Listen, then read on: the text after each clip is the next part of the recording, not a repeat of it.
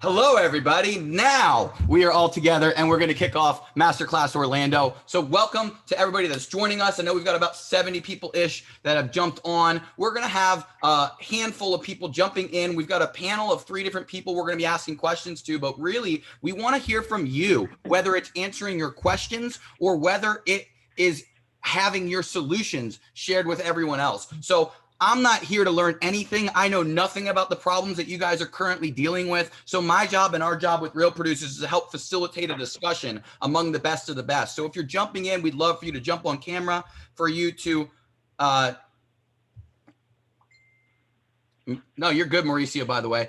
For you to jump on camera, for us to bring you up. We're going to bring up some of our sponsors that made this thing happen. So again, welcome to Masterclass Orlando. If you don't know what Masterclass is, I don't know how you found out about this one, but missed the last 30 of them. But this is the 31st session of Masterclass Orlando. We do this every single month on the 3rd Thursday of the month from 9:30 to 11. And we've been doing this for a little over 2.5 years. And so the idea is to build a bridge between the top 500 producers in Central Florida real estate and the rest of the entire real estate community. So this event is put on for free every single month by Orlando Real Producers and our advertising partners. If you don't know what Real Producers is, we're a group that brings together the top 500 agents in Central Florida through social, digital, and print with our magazine, Orlando Real Producers Magazine. So we put this event on once a month, January through November, to help basically just have people from all different brokerages with no ulterior motive, no cost, no agenda, just to share what they're actually doing openly and transparently, because we believe that if everyone collaborates, the real estate community gets better. So if you agree with that, can I just get like a quick head nod if you totally agree that when we collaborate, everybody does better?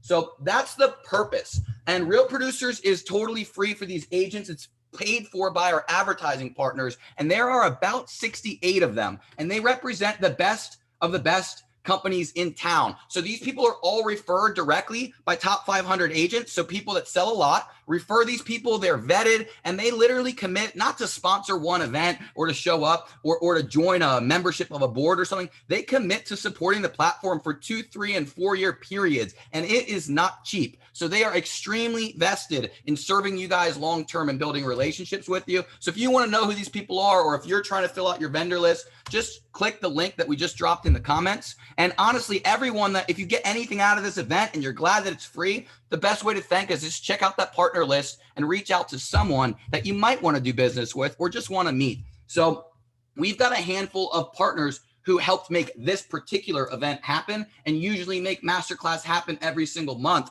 I'm going to give each of them, guys, we only have about 60 seconds each for them to introduce themselves and what they do. And honestly, it's not long enough. So if you could, they're going to drop their info in the chat box. They're going to speak for a second, but if you could take the time to just reach out, connect with them, or add them on Facebook, follow their companies. They represent the best of the best. You might as well know them, even if you have someone that does what they do. So I'm going to kick this off first. I'm going to bring up whoever looks like they're ready. I'm going to bring up John Edmead with Homespire Mortgage, one of our sponsors for today.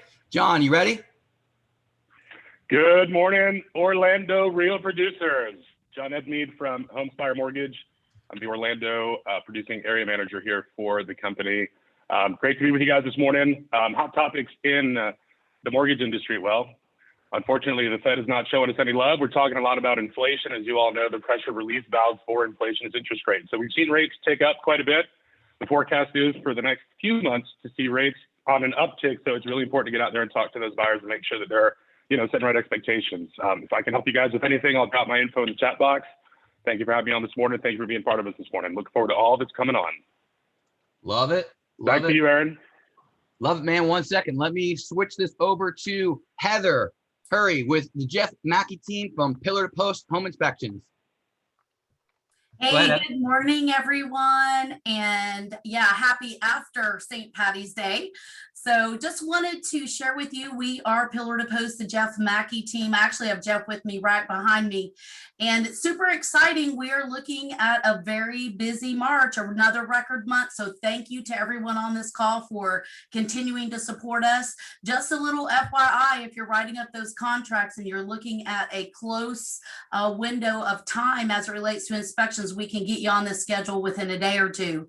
Also, just don't forget, we're printing the report on site same day. And just wanted to thank everyone for your continued support and look forward to hearing from our great panel today. It's a busy time. Love it. All right, let's go to Sabrina from Old Republic Home Protection. Hi guys, good morning. My name is Sabrina Serrano. I'm with Old Republic Home Protection. You might see my partner Cameron Foster on here as well, and also our RVP Jeff Velez, whom most of you are very familiar with. So with home warranty, we know that we're just coming off the heels of COVID, and in this extremely low inventory market where the transactions are going lightning fast, there's no more important time to have a risk reduction plan in place. And we know that it's not if these items are going to end up failing, it's when they're going to fail. So what we'd like to do is set up a risk reduction for you. And I'd be more than happy to sit with you and talk about the different types of plans that we have that are customizable for everyone and their financial needs. And we even have post-closing options available for those who may not be able to have that available to them, as putting in a contingency where they may lose that deal. So there's a lot of information that's going to be shared today, and I'm more than happy to talk to you. And thank you, Aaron, for having us here at Orlando Road Producers. Love it. Thank you. Thank you. Let's go to Mauricio with Artesian Title. Good morning, everyone. Aaron, thanks again for always throwing such a wonderful event here. With Artesian Title, we close anywhere, anytime, any place in the state of Florida. So we send our closers to you, so you don't have to worry about, a convenience factor there. But honestly, just send me a message. And if you're ready for some dad jokes, I'm here.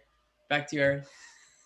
All right, let's go over to Vic DeVore with DeVore Design. Give me 1 second. I don't know what happened to him. Oh, there he is at the very top. 1 second. All right, Vic DeVore with DeVore Design. Hi there. How are you? Can you hear me okay? We can hear you amazingly well. Good. I'm not in my office. I'm actually, speaking of home warranties, waiting for a vendor to come by to get our dryer working again. So I'm at home right now.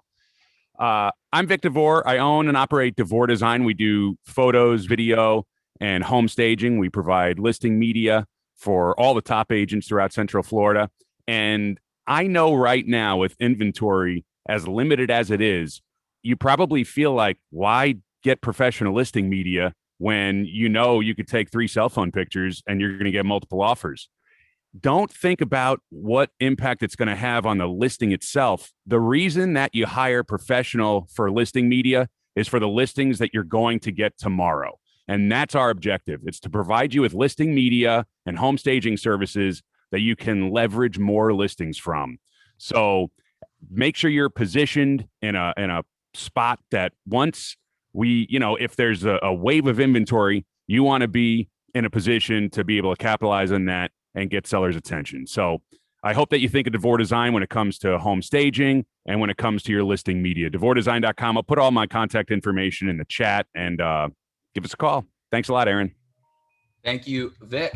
All right, let's go now. We are going to give a 1, 2, 3 clap to one of our sponsors, who is an amazing brand photographer. She does phenomenal professional shots that'll help capture your personality, not your homes, but you, for your Instagram, for your marketing, for your business cards. And that is Shay Walker with Shay Walker Photography. So on the count of 3, we'll give her a 1, 2, 3 clap. We won't hear you guys, but if you could do it in front of the camera. Let's go. 1, 2, 3, clap for Shay.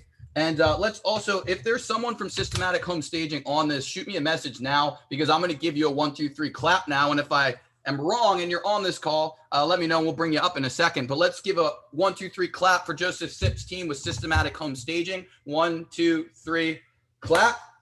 All right, let's kick it over to Jody Seltzer with Celebration Title Group. Good morning, everyone. Jody Seltzer here with Celebration Title Group. We're grateful to be here with all of you this morning. So Celebration Title Group, we're your favorite title company. We believe buying and selling a home is a big deal and should always be celebrated. So we provide an amazing experience from contract to closing. So what I want to highlight today is our healthcare promotion.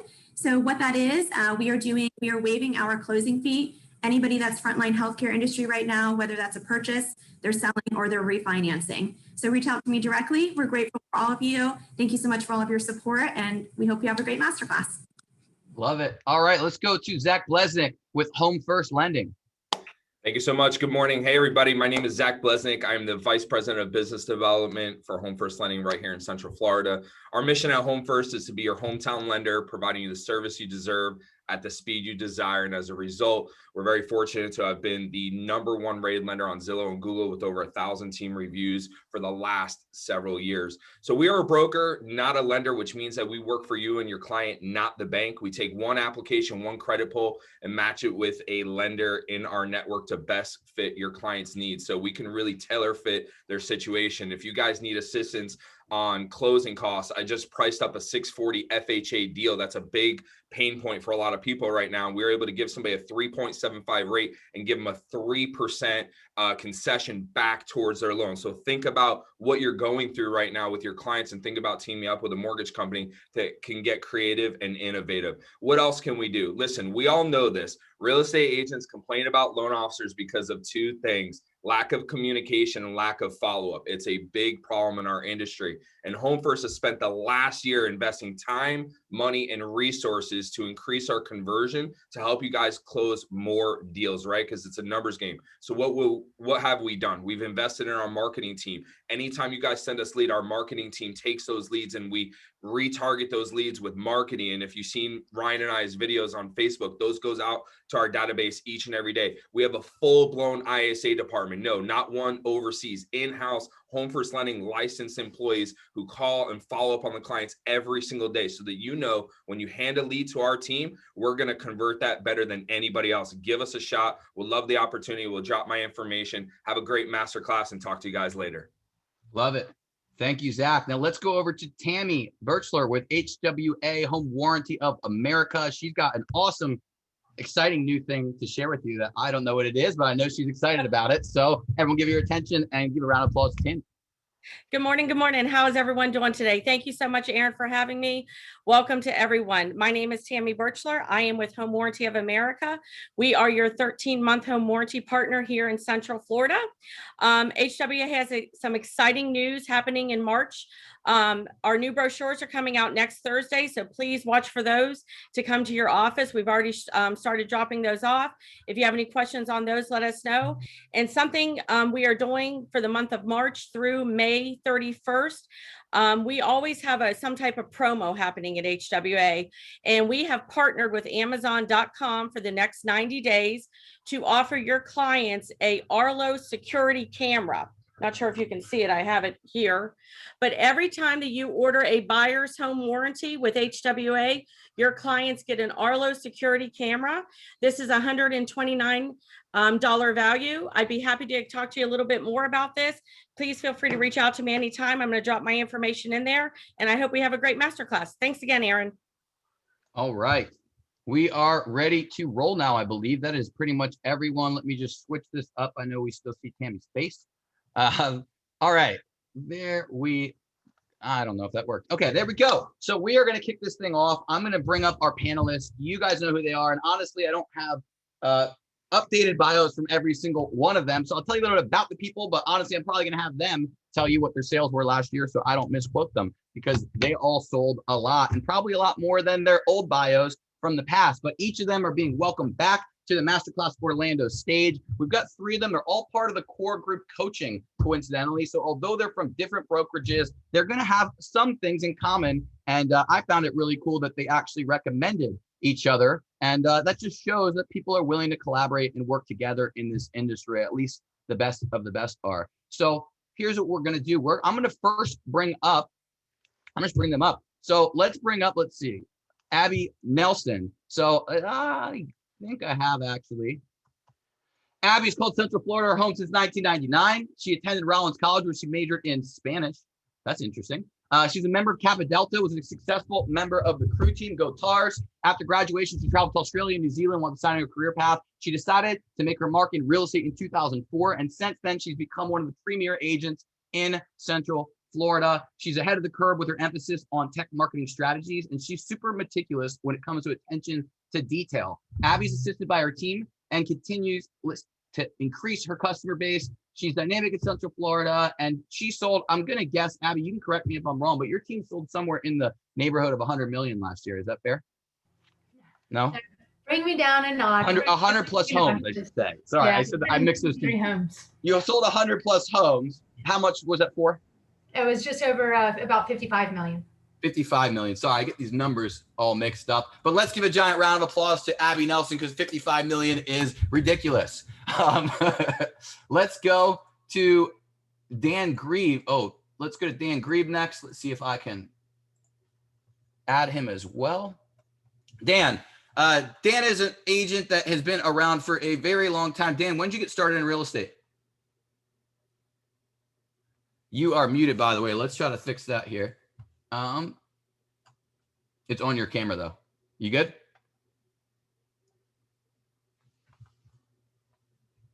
You're still muted on your. You're good. Now you're good. I'm good. Sorry, guys. 2006, 2005, 2006, I got started.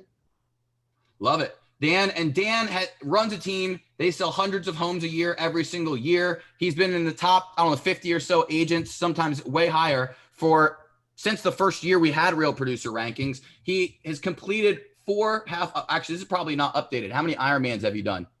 Right now, I've done 6 full and 11 half, so 17 Ironman distance races total. And do you want to kind of explain what you just helped Chris do?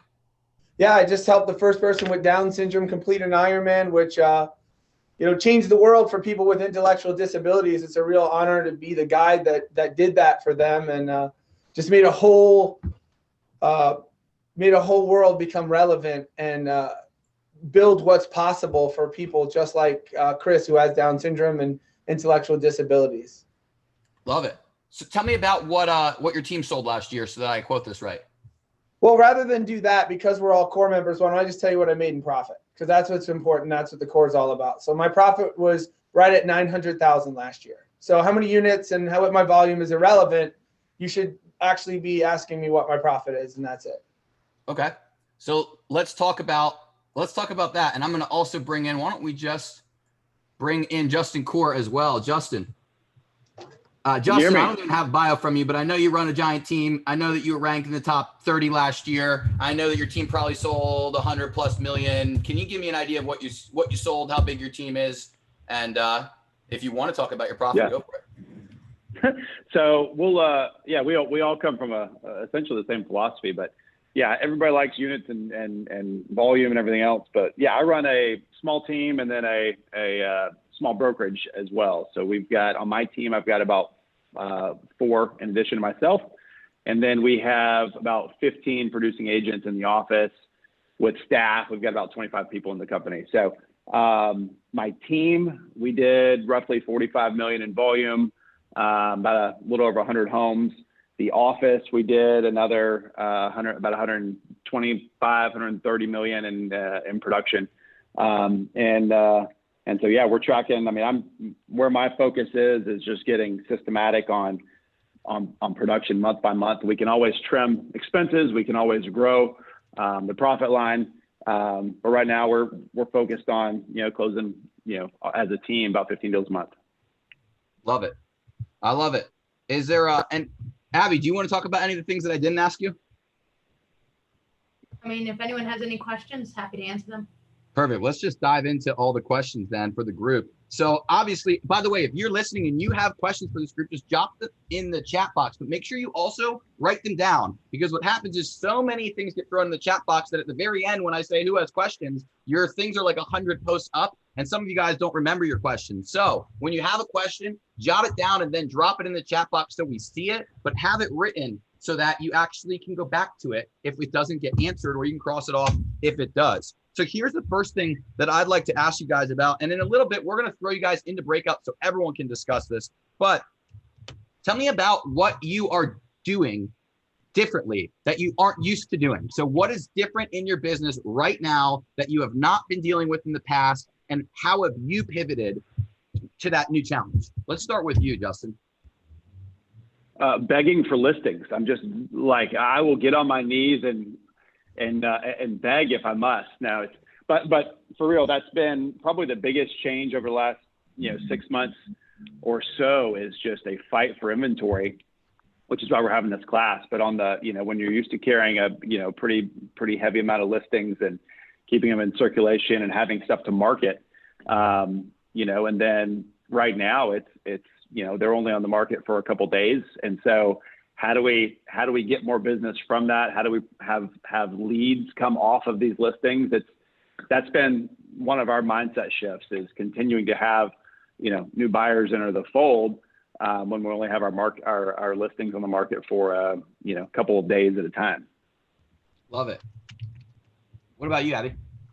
For me, it's just handling the volume, like the volume of calls, the volume of agents reaching out to us. I mean, we listed one house yesterday. I mean, we listed 4, but one of them yesterday alone, we have, I think in 12 hours, we had 60 plus showings, already have over 20 offers. So just the manpower to handle that volume is a lot. Love it. How about you, Dan? Anytime a shift like this occurs, and we are in the middle of a shift, it's a technology shift largely for us. I recognize that we need to get ahead and stay ahead of it. So the things that we're doing now involve more technology than ever before. There's an increased emphasis right now on customer service, and customer service is not just one area, it's 2 areas. It's obviously taking great care of the customers, but also being a great ambassador to the agents. Because if you are a listing agent today that's getting 34 offers, there's 33 people that are probably going to be frustrated at the end of a transaction. 33 people that I'm going to have to deal with again. And we're just finding ways to make sure that we are dealing honestly and fairly with the other agents that we're dealing with, while representing our clients at the highest way possible, and leveraging technology. We live in a world right now where Zoom meetings will forever be here, where speed and accessibility have got to increase, or else we're going to lose market share. So those are the type of things we're focusing on right now. Love it. Let's dive straight into how you're dealing with some of these things. So first thing is the most asked question. I want to hear about best practices on submitting your offers so they actually get taken. And I realize that nobody is perfect at this, but what are some best practices? Or if you would rather share, what are some worst practices? So what are the things that are working, or what are the things that people on this call are definitely doing wrong? I'll go back to you, Justin, because you're already nodding. Yeah, I mean, it's funny because Vic was talking about, in his pitch about why we do quality photography and quality marketing. It's not necessarily just to sell that house. And I think it comes back to everything we do, doing it well. I mean, going back to the fundamentals, doing the small things right. It's kind of what we preach on our team and in our office. It's just always doing the small things right. Make it easy to work with. Small example of that is Dan did me a solid. I mean, I was in a multiple offer on one of his listings a month ago. And I think it was the relationship. I think, he knows that we generally get to closing. I mean, aside from things that are unforeseen. So you go back to these things, you present a solid offer, but a solid offer is not good enough anymore. There's going to be these intrinsic factors of who you're working with, the lenders involved, the whole process matters. And so not skipping a step, having your buyers fully prepared for, we go back and we'll have update buyer meetings, right? It's one of the things we implemented last year is, hey, we got to come back to the table and talk about your why again. Why are you trying to move? What is the process of getting there? Because sometimes too much time goes by, people start to get jaded with the process. And sometimes we're talking, a very small percentage difference in the best offer and the next best offer. And price is not everything in this market. Price is a factor. I always tell you, it's one line on a 13-page contract. And there's so much more that goes into it. Can you give us some of the other things that are obvious and maybe some that we might not think about? Sure. Yeah. I mean, I think the lender involved is the fact that you've got a relationship with a lender and one that carries weight in our community. So, the ones on this call that are known, that have a reputation to uphold, versus, somebody that I'm going to be on a 1-800 number trying to get updates, from that's sitting in a call center in Detroit or something. Right. So that helps. One of the big things I'm doing now is I'm CCing my lenders on our offers. I'm asking them to chime in and make it easy to talk well about our customer before the listing agent has to call them. Let's make it, let's tell the whole story. We've got somebody involved who's provided all their docs. They've been under, through the initial underwriting process. They've verified income. They've verified employment. If these things are done, that matters. That carries weight. I mean, aside from being able to transition and be a cash buyer, those things are incredibly important when you're trying to get an offer approved. Love it. Well, how about you, Dan? Well, I mean, why don't we just, for purposes of this call, just kind of speak specifically why did I choose Justin's offer over others' offers in that same scenario, competitive bid scenario, doing what's in the best interest of my clients and recognizing that there were, maybe 18, 19 different offers. Did I just go with somebody I knew? Justin and I know each other on a professional level. We've never actually gone out and had dinner before. I don't know his wife's first name. He doesn't know my wife's first name. So all I really can go largely on is his reputation. And Justin has a great reputation here in the industry of taking good control of his clients, of making sure he pre-qualifies them. And I wrote some things down for you that we'll talk about later. By the way, we should all go to dinner. I'll take all you guys so that you can all meet each other's spouses. It's on the books. But he's known to do that. He's known to work with quality lenders. He's known to have a systematic process that he follows to make sure that he gets that deal to the closing table without any hiccups. And for my clients, they were buying a new construction home. The majority of my clients are typically related to new construction at some level. So they had some tight deadlines that they had to meet.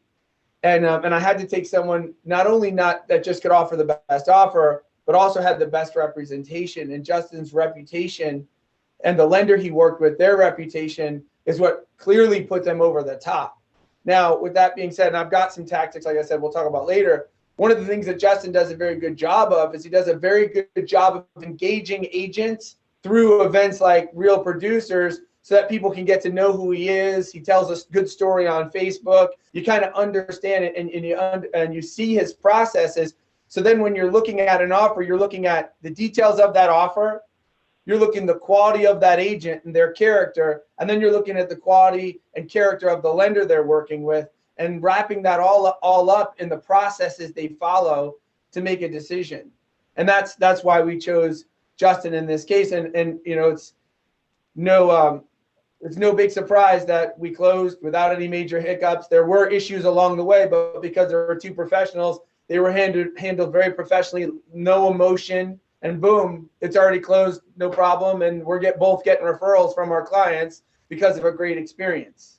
Love it. So I want to ask you, Abby, I want to go to you, but I want to ask a question, and maybe all of you can answer this too.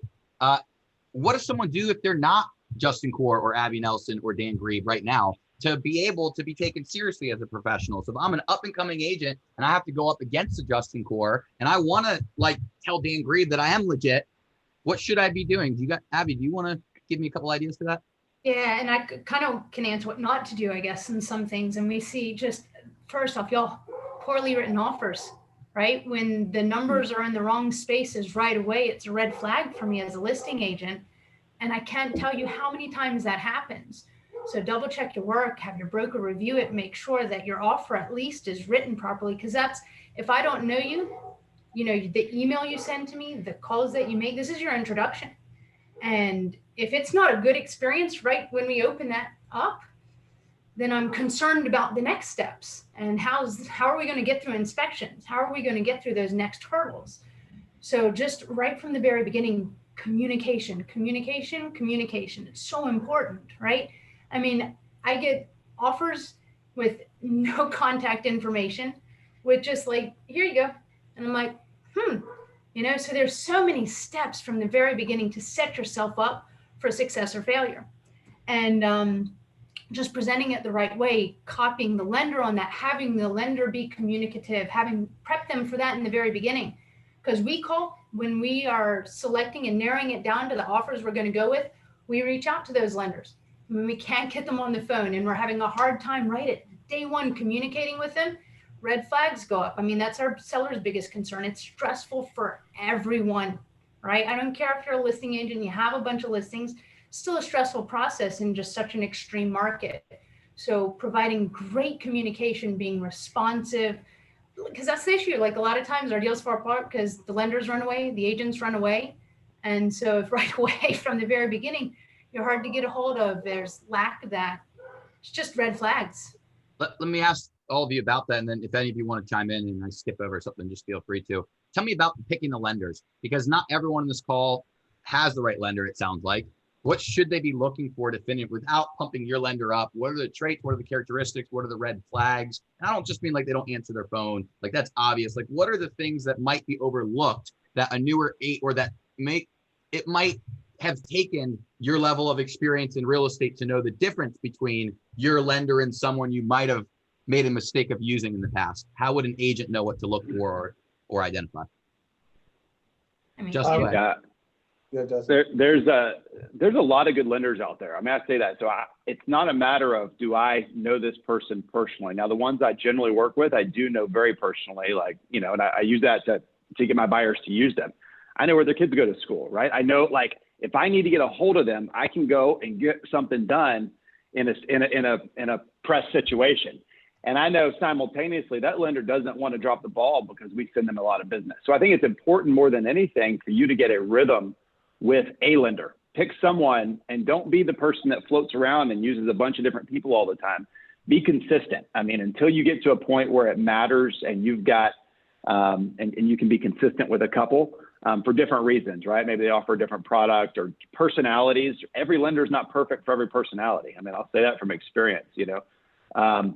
But I would just say the consistency and then making them aware that, you know, they are going to be influential in helping you get a deal across the table. So that's why I'm copying my lender, calling them, making sure they have their script ready. And it's true.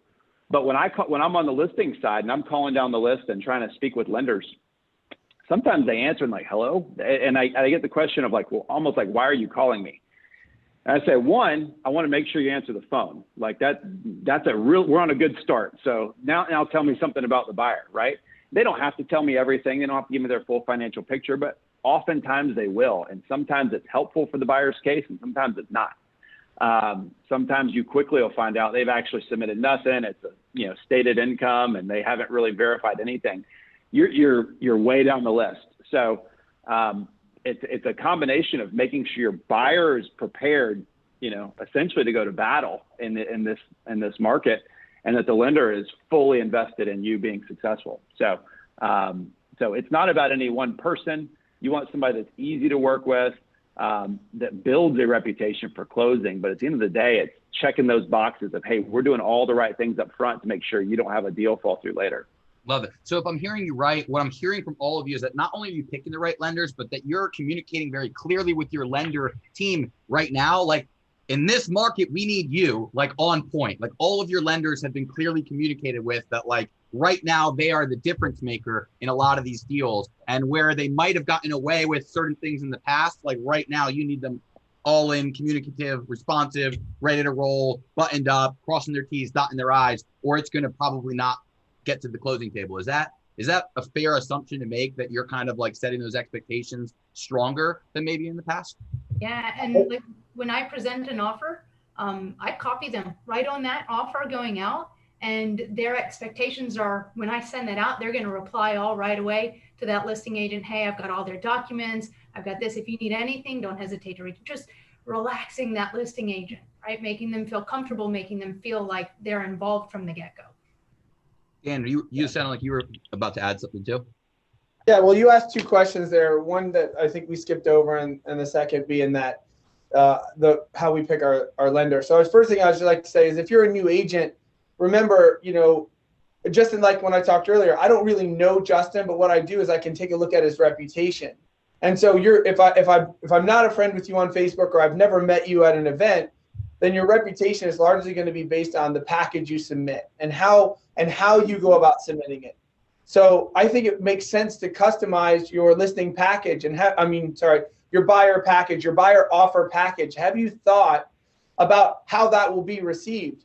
Did you write a cover letter directed specifically to the listing agent, listing out the details that are important to them so they can skip through it and go, oh my God, like look at how well this is put together. Here's my lender. It's so-and-so. Don't try to call the lender. Call his processor, Stacy. She's going to be available to answer the call anytime. Do these steps.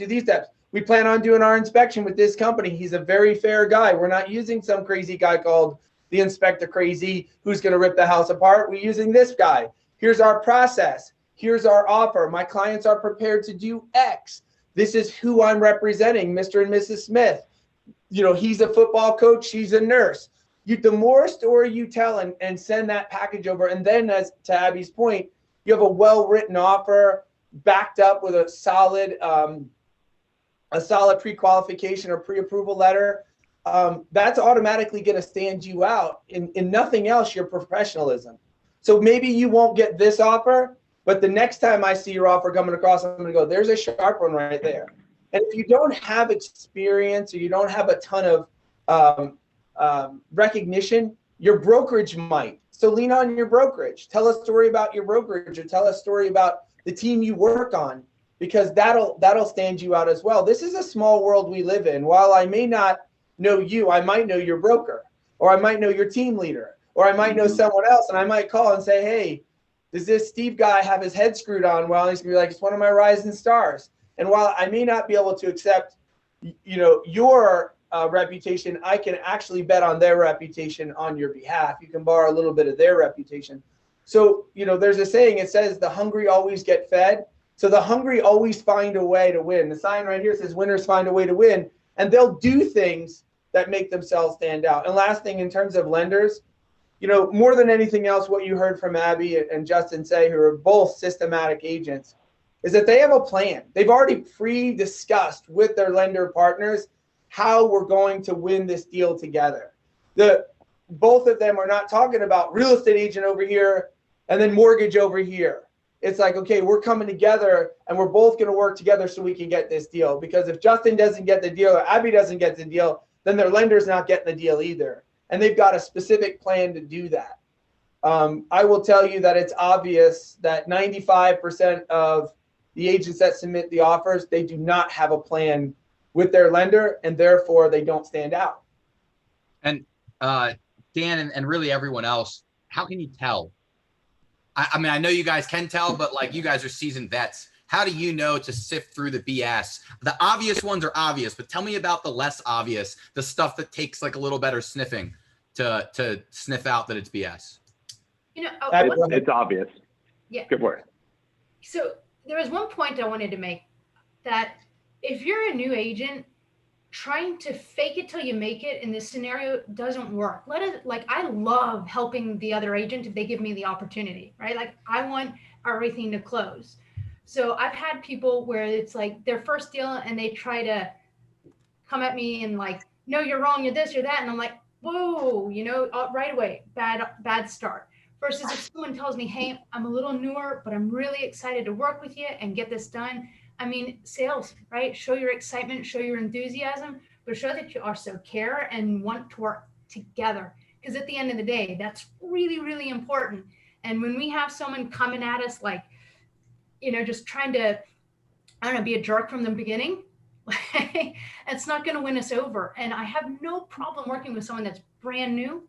I love when someone tells me, hey, this is my first transaction, I'm really excited, and we look up to you and we'd love any guidance. I'm happy to give it back. I'm happy to help you along the way. I mean, I've helped other agents that have come to me when they write it wrong and said, hey, let's write this correctly. We want to help you out. But communicate that, right? We're here to help. Love it. Either of you have something to add to that?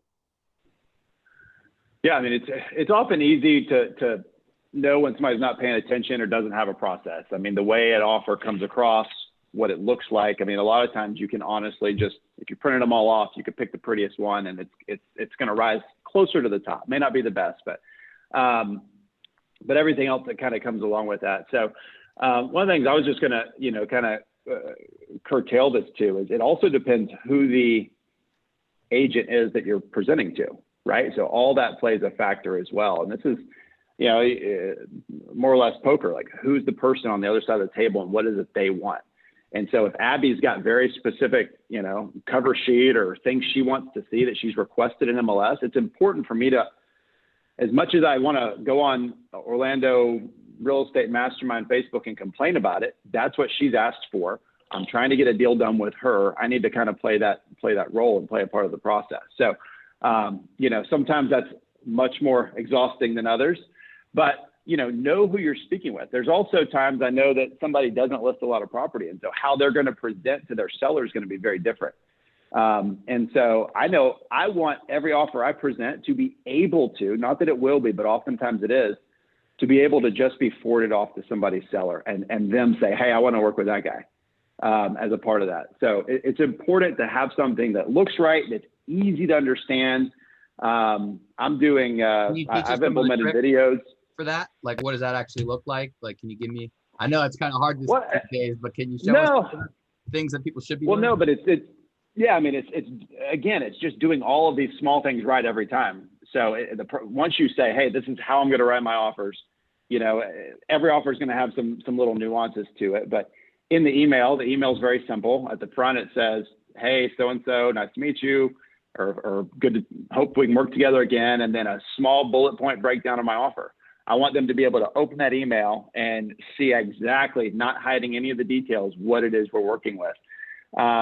I've been using a BombBomb video inside the email, introducing my lender, telling them, hey, about my buyer, why they're so excited to see the house, in hopes that, that helps move me to the top of the list. It's like submitting a resume at a big company, right? Like if no one hears from you or doesn't see, there's nothing to stand out, you're not going to stand out. So again, doing all those things every time gives you a better chance of getting some at-bats or some hits. Love it. All right, let's switch it up a little unless you guys want to add. Do you guys, either of you have something you want to add to this? Just follow the instructions. Follow the instructions. A lot of times agents will give it to you. They'll tell you how to make it, who to present it to. I can't tell you how many times people send the offer to the wrong place. It gets, a little bit put down the list. Mine isn't a 12-page offer summary and it's not required, right? But sometimes it's amazing when we do that, someone will write something very different from what they're intending to offer than what's actually on the offer itself. So we found it helpful because then we can have a communication of, okay, what were you really intending to write? So it's amazing. Yeah. Things are lost. I want to switch up this a little bit. Let's talk about the vendors that you use. We talked about lenders a bit, but who are the other vendors that are playing a critical role? How do you pick between them? What are the other places where someone needs to have like an expert that they can rely on to navigate a market like this? You want to go, Dan? I can answer a few of them for you. I mean, I think that it makes sense to have a quality transaction coordinator working with you in this market. That leverage is definitely necessary. While you may get your first offer accepted today, if the process is very choppy and difficult, it may not get your next offer accepted if you're dealing with that agent or the sphere that agent works in. I think that a quality inspector that is not an investor-based inspector, because there's two different types of inspectors out there. There's a quality home inspector that goes out, gives solid advice on issues on homes. And then there's an investor-based inspector out there whose job is to tear apart a home so that they can submit a report that you can then go back and take advantage of a buyer, a seller, and get them to reduce the price. Most agents can tell the difference between the two. I think that's key to have a team like that. And last but not least is if you have any type of administrative support on your team that you're not outsourcing to, that you're all kind of operating from the same sheet of music. Other than that, I think that if you have a solid lender partner and you present yourself well, you're off to a good start. Justin, Abby, your thoughts? Yeah, just especially your whole team has to be on equal playing field to you, right? I admit in the past, I'm here and I've had team members that fell short, and that's what that's my reputation. And so just making sure that, what's the saying, you're only greatest as your weakest link. So you all have to be on the same page and all rise up. And that's important.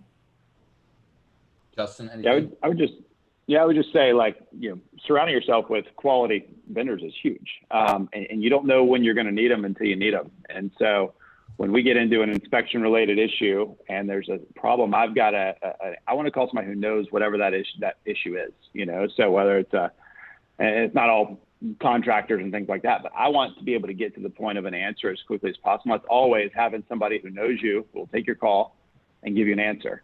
So am I right? So Insurance, home warranty, home inspections, title, all those things. they're all very important. Sorry, I didn't mean to cut you off if you were still going. No, and I think the thing to remember on that is if you build relationships with those people, there's also business opportunities to work together in a mutual way. So don't think of it as I've never thought of it. Here's my vendor list. I want to call someone who I do business with. So it's more important to me to build those relationships for the long term than it is purely for to have them in my Rolodex, because then you're just one person in there, that's calling on them. I want to be somebody who helps build their business, and in turn, vice versa. Love it. What are a few of the things that the best offers should have added? Not just obviously like solid finance and whatnot, but I'm seeing like Hank Sorensen had written about how offering to pay for the seller's side home warranty during the contract, buyers paying for the title instead of the seller. Like, what are some of the things like those types of things? And you can agree or disagree, it's totally cool. But what are some of those things that you recommend people are doing and that you recommend your sellers consider when they decide which offers to take? Right now, for me, in a lot of properties, it all comes down to that appraisal contingency. And I know it's sad because many aren't in a financial position to overcome it, but that's the differentiating factor when you get into a bidding war. It's really if they're in a position to do so or not, or at least acknowledge it to some degree, because that's the biggest hurdles that we're facing right now, I think, is the pricing component. Our market's moving faster than appraisers are. Dan or Justin? I've seen a lot of different tactics. I think that the core tactics pretty much remain the same, just like she spoke. Appraisal contingency, or the ability to maybe convert to cash at this point, is important. The amount over appraised value you're willing to pay, that's clearly spelled out, and then maybe backed up with a proof of funds early on. Those are the type of things that I think make the biggest difference. Buyers are aware of the fact, I'm sorry, I said that wrong. Sellers are aware of the fact that their neighbor's house was listed for $350,000 and it sold for $370,000. So now when they ask to list their home for $360,000, they're expecting to sell their home for $380,000. And so they, no matter what kind of massaging I choose to do, they're going to be driven oftentimes by greed and by the amount of money that they're going to be able to capitalize on the sale of this home. So I think that when you remove those hurdles between the cap and ceiling of what's possible in the actual purchase, it's key, because as agents, we're constantly putting the reins on them and saying, well, there's a point of selling above appraisal, and then there's a point where we're going to be 30 days from now and go back to market and start this whole process over, because this is going to appraise $30,000, $40,000 less. And I know that they said above appraisal, but we need to see a proof of funds on that. We're getting a little crazy now. And there is a zone of crazy that people who are inexperienced are willing to offer, and some that try to use it as a tactic where they offer so much above appraisal and they just wait till appraisal. They wait until your clients are packed. They wait until their next home is ready to go, or whatever the scenario is. And then they say, I just can't do it for that. I now can do it for X. I literally had that scenario happen to us on a very, very expensive home. And it was a $75,000 reduction they wanted to do 3 days before closing. And unfortunately, we were stuck. We had to do it. My client wasn't willing to let them default, wasn't willing to sue. They were buying another house that was $2 million. So it was a compounding effect, and they had to take it. But the reality is we'll never work with that agent again. Yeah. So it's very low. Let's continue on kind of this, but I'll ask a question that you're already starting to answer. What are the new discussions that you guys are having with your buyers and your sellers, considering the market conditions? Justin, you look ready to roll, so I'm gonna go with you. Yeah. Well, I think it goes back to this whole thing of being confident and being able to have these conversations before they become issues. Everybody's heard the term, the old real estate term, ABC, always be closing. I always thought that was just a crock of crap, until really it came to fruition to me that it's literally about just closing every conversation. It's not about just closing deals all the time. about closing these conversations, not leaving these stones unturned, not making sellers think they're going to just, not let sellers start spending that money that's an unrealistic price, knowing that, hey, I'm confident in my market valuation that we talked about when we sat down at your kitchen table day one, And so don't go spend that money. Don't go buy something expecting that money is going to be in your bank account in a couple of weeks, because we still got to go through appraisal. Now, if we get it, we're heroes. But that's just setting that conversation to not leave that transaction with a really bad vibe, which I think a lot of people do. They let their sellers kind of run with these thoughts without closing them down and saying, hey, let's get back to reality. The reality is this. I've been doing this a long time. I can be pretty darn confident. That doesn't mean I'm not going to go to bat and try and fight the appraiser to give us the top dollar we possibly can, because that's good for everybody. But so same thing with the buyer, of talking with that through them. Hey, what does it look like if we do offer a price that may or may not appraise? What are the options at that point? There's no guarantee that seller is going to be willing to come down like Dan did, because we would squash that sooner than 3 days before closing. That's not good for anybody. Everybody's got bags packed at that time, right? So we want to make sure they know that, hey, there's really three or four ways to work it out. We all walk. Sellers come down, you go up and pay over ask. Is that something or over appraisal? Is that something you're able or capable of doing? Or we're going to have to find some middle ground, right? And so, I don't like going down that path with an unknown end without everybody kind of being aware of what the possible outcomes are. And so just being confident in those conversations is critical. Abby? I think it's really, really important to educate and empower your buyer. Let them know everything is their decision. It's just my job to give you all the tools, all the tactics out there. Like, I don't want to put the pressure on them. The market puts the pressure on them enough. It's my job to just show them their options, show them how they can structure their offer. But at the end of the day, they have to be comfortable with it, because I tell them, I don't want you to the next day have regrets or have, get into the house and then say, I shouldn't have. So I have the negotiating talk with the clients before we're writing the offer, right? I give them all the options, like all the tactics I have. I did a 1-hour training video for my team on literally all the tactics I could possibly think of in this market to make their offer stronger. It's not my decision to do all of those. It's theirs. Can you give me a couple? Can you ramble through off? One of my favorites is having some humor in it, bringing in the human element. Right? Like, this is stressful for everyone. So there was one on the lighter side of real estate, had a fantastic post the other day. I should bring it up and share it. But I'll read some of it. Like, right, this agent in the California Association of Realtors had buyer to purchase annual Netflix subscription for sellers, buyer to give hard-earned Christmas bonus to seller not to exceed $10,000, buyer to name firstborn child after the sellers, buyer to offer annual professional house cleaning, and for the love of God, please accept our $50,000 over ask price offer. Signed, we want your house as the buyers and coolest seller ever. Like, right, it makes you smile, it makes you laugh. It kind of brings your shoulders down and makes everyone realize we're all human in this. It's stressful. Let's just relax a little bit. And I love that. I love bringing humor into everything. I mean, Justin and I all the time, and we are bantering back and forth with each other like brother and sister, the most sarcastic posts ever. And it's fun, right? And that's important in this market, to bring a little fun into it, because it's stressful. It's not so fun, right? I mean, I'll make it fun, but it's tough. So I love that tactic, right? So have some compassion.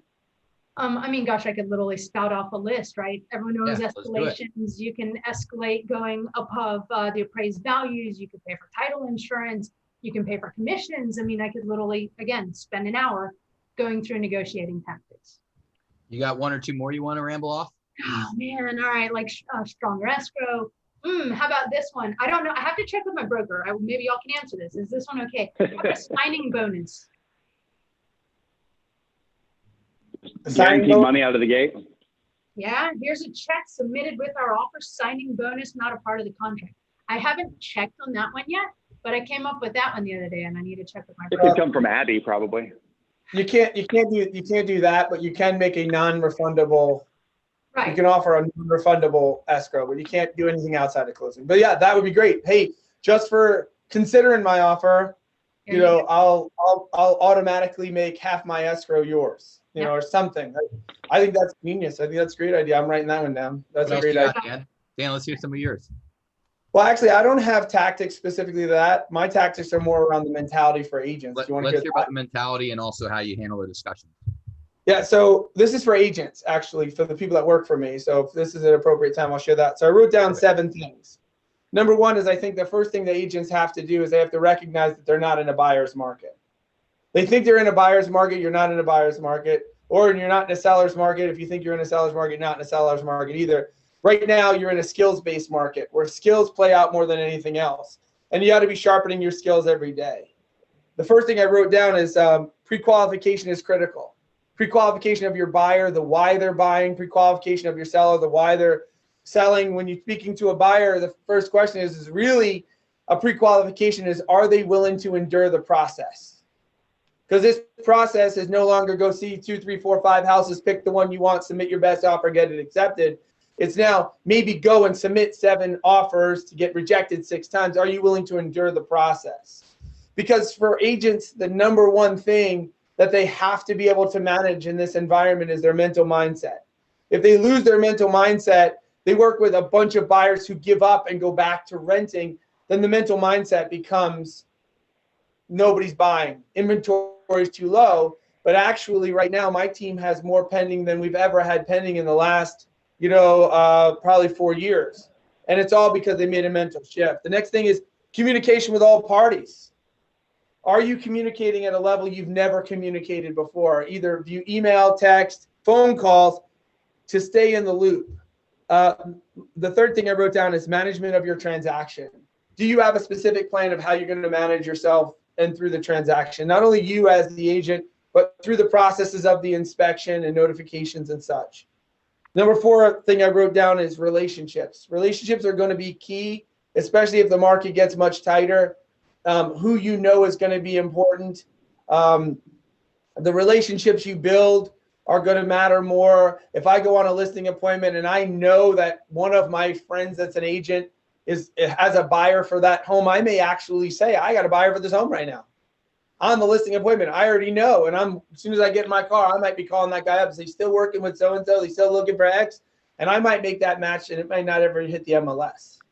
And there are a lot of clients right now that actually would prefer to get their number before it hits the MLS. So that's happening. Relationships are key. And the relationships are key with your lenders, with your partners, which we don't call vendors, because if they're vendors, they're excluded from your team. If they're excluded from your team, then you can assume no accountability to their service. And we as listing agents do not view your vendors as we do not grade them on one level and grade you on another. We grade your whole team as one. If they stink, you stink. If they're fantastic, you're fantastic. And so I think it's important to make sure you have great relationships there.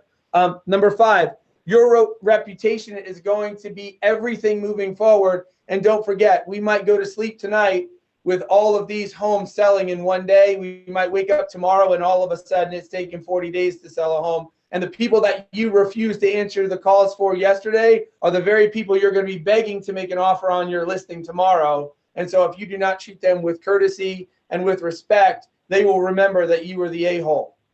And they will treat you differently when the shoe is on the other foot. We are currently not experiencing any complaints from our clients that my agents are not doing anything to sell their home. However, in the next market, that is usually my primary complaint, is our listing saying, you guys aren't doing enough to sell our home. And the number one issue is usually pricing and agent engagement. And if you do not build your reputation now, when you need those agents, they will not be there for you. I have just 3 more. You have to change your mentality. If you're in a belief system right now that there is not enough inventory, there's not enough houses, then you will believe that and you will start to fail immediately. What I suggest you do is you change who you hang around with. And if you have an opportunity to maybe shadow Justin or Abby or myself or someone else, that you take up on that opportunity. You go into an office where success is actually happening and you start modeling after it. That's not an endorsement to go like join somebody's office or hear a spiel. It's to just go see where winners are actually winning and not get yourself caught in the cubicles where people are talking about how they continually lose. That mentality is toxic, and it spreads faster than the coronavirus, and you got to do your best to make sure that you stay away from that. And the two more things I've got here for you is strategy. Is, if I was to ask you what's your strategy for, and I took any individual part of a transaction, you should have a strategy for closing. You should have a strategy for post-closing. You have a strategy for picking up your lock boxes, installing your signs, where your signs are installed. Every little piece of that strategy is important. And the last thing I wrote down is it's time to start preparing yourself for the next market. If you get yourself so good in today's market, by the time you've perfected all of your systems, you're going to now be starting over for the next market.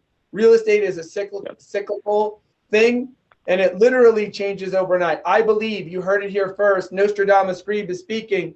The shift occurred last week and started to shift towards the seller's market when Fannie Mae stopped taking second homes and investment properties. They went from packing their mortgage-backed securities 30% to 7%. Now that small little wave is going to ripple. Inflation is coming. Affordability is going to be affected. I personally was under contract for a townhouse in Laureate Park. It was going to make me about $400 or $500 a month cash flow. I cannot lock my rate for 8 months because it's a new construction property. I really wanted it. It was making a lot of sense financially. And as soon as that happened, the rate went from 4.5 to 5.5. And I can tell you right now, in 8 months, it's going to be at 6.5. And that turned me from $400 positive cash flow to $400 negative cash flow and made me have to pull out of the transaction. That means that now inventory will loosen up. For first-time home buyers, it'll start loosening up a little bit. For those move-up buyers, it'll loosen up a little bit. But what'll happen is that the sellers will not understand that they have to slow down on their pricing, and buyers will start rejecting the pricing, and inventory will stack. It started on Sunday, and we are on our way to a new market. You heard it here first. Orlando Real Producers, Aaron Luden. Thank you. That is the second breaking news we got, because I thought it was pretty cool that you and Chris were on our cover, and then you were on like Sports Illustrated, ESPN, like all of that hit. ESPN this weekend. Yeah, Sunday. like a few days later, and we make the magazine like 3-4 weeks in advance. So that was kind of cool. I was like, we broke the story first. We didn't quite break the story, but we broke the story that was going to be made. But anyway, if you just got something out of all the fire that Dan just shared, can we just get can you just drop hell yeah into the chat box, or just give a round of applause in front of the camera, because I'm getting a ton of messages about they got a ton of value. So I figure just let them know that you got it. If you're watching this on Facebook, drop it in the comments or whatever, because that was awesome. I will go to you guys if any of you have something to add, but what I'd like to do in a second is actually throw everyone into a breakout after you guys add something. So if you're listening right now, make sure you turn your camera and your microphone on, or this is going to get screwed up what we're about to do. You also probably want to be looking at your screen, because you're going to get invited into something. If you don't accept the invitation, you're getting stuck in limbo here. But here's what I want to ask. If you want to just grab your pen real quick, and I'm going to go back to you, Justin, don't worry. Grab your pens right now and just jot down these 2 questions. Just the questions. Number 1, how is the current market affecting or changing your business? That's super simple for the agents on this, but this is for everyone, vendors, everyone. How is the current market affecting or changing your business? Number 2 is really simple. Honestly, we probably should have started with this. Right. Number 2 is, what's the number 1 thing you want to ask agents or other agents? What's the number 1 thing you want to ask agents or other agents? Because we're going to get a chance to literally ask everybody. So this is for vendors and agents, top agents, middle agents. What do you want to ask other agents? And this could also be for the people that are doing business. Like if I'm a photographer, I may want to ask Justin, hey, how do I even reach out to you while you're busy in this market? How do you want to be approached by a vendor? How do you not want to? Those types of things. So the 2 questions to jot down are, number 1, how is the current market affecting your business? Second is what do you want to ask agents? Again, you're going to get thrown into a breakout. And if you get stuck in a room where there's not enough people or they're not on camera or something's weird, just jump back in here and I'll throw you into another one. This is not going to be perfect, but it should work pretty well. But I'm going to throw you in. We're going to have about 10 or probably 15 minutes, obviously, in the breakout room. But so here's what's going to happen. Don't speak for more than a minute or two, but you want to introduce yourself, who you are, what you do. Just, hey, I'm so-and-so from this company. Here's what we do. If it's not obvious. And then how is the current market affecting or changing your business? And second, the number one question you want to ask agents. You can jot down the answers because if you have time to reflect it back to each other, and when we go to wrap up, for whoever sticks around, we'll be asking everyone all these questions and getting as many of these answered as possible. Is that cool with you guys? If you think that's cool, just give me a quick thumbs up. So here's what we're going to do. Again, be ready to click the button on your screen. And if you get stuck, just jump back in here. So if you could just stretch your hands out in front of your camera really fast like this, lock your fingers in and just wave them like that. And you will see in 1 second that you will have an invite pop up on your screen. All right, let's see. 1 second. Sorry, I screwed it up. All right, boom. You should be invited right now. You should have an invite to jump into a breakout room in just a second. You're going to have to click join and you're going to answer 1, how's the market affecting your business? And 2, what's the number one thing that you want to ask agents? If you don't see an invite, it should be on your screen right now. But in a second, I will move everyone around that gets stuck. And if you get stuck in a weird room or other people don't accept their invites and you're the only one there, come back and join us and I will fix it, or we'll bring everyone back together in just a second. So if you're still on with us right now, I'm going to try to invite you to a breakout room. Justin, you don't have an invite, do you? All right, let's see who is still waiting for a room. I'm going to move her over here. Stephen Baker, you should have an invite to join room number 3 with Mike McGraw. That'd be a great room to listen in on. Julie Bettesini, I'm sending you an invite if you happen to be near your computer. I'm sending one to Olga. You should have one now on your computer. Austin Steger, you should see an invite. Vic DeVore, you should see an invite now to a different room because you were stuck with other photographers. Let's see. And if you're just watching the video or the recap or the Facebook Live, don't worry. You can skip forward. If you're watching Facebook Live, you may want to come back to this or just hang out for a second because when everyone comes back together in a few minutes, we'll be answering questions, we'll be sharing, we'll be masterminding, and kind of everything in between. So let's see. I'm going to move him to room 11. All right. If you are still with me, go ahead and let me know if you're still stuck here, and I will move you somewhere. Anybody still stuck with me here? Let's see. Isabella, you are supposed to, I'll move you to a different room. You should get an invite now to room number 8. Do you see that? Hope, I'm sending, Kirk, Hope, I was about to send you to a room that there's like nobody in. So hold on. I just sent you an invite to room number 7. Hope, you should have an invite to room 7 popping up now. I'm impressed that you can do these. This is hard. And I mean, it's not hard, but it's funny. It's never perfect. It's just the best we can do, you know? But, yeah. But the number of people that, Dallas, yes, I can move you, but I have to find you. 1 second. Where is she? I think this is her. All right, Dallas Renee, I just sent you invite to move. Evelyn, let's see. I'm going to send you an invite to join room number 16. Evelyn, you should have an invite now. Did you get it? All right. Is anyone still with me? If you are, turn your camera on. I'm pretty sure we only have the people that are listening in passively or that aren't on camera. But if you are stuck here with me, just jump out and I will move you somewhere so you can chat with everybody. So everyone, make sure to intro yourself and